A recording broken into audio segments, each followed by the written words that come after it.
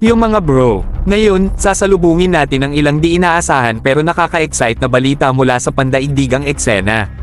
Dumayo sa Pilipinas si New Zealand Prime Minister Christopher Luxon para sa isang opisyal na pagbisita, at alam mo ba, ito'y tungkol sa pagpapalakas ng mga internasyonal na ugnayan. Imahinahin mo ito, politikal, pang-ekonomiya, kalakalan, depensa, at seguridad, lahat ito'y nasa agenda para pag-usapan. Isang malawakang diplomatikong sayaw na naglalayong dalhin ang ating partnership sa New Zealand sa susunod na antas. At alam mo ba, hindi tayo titigil doon.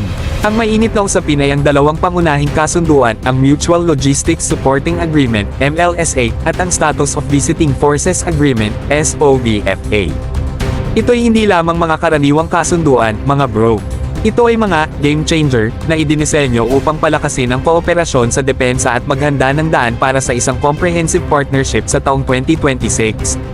Pero heto ang twist, ang planong SOVFA ay nagdudulot ng malaking ingay.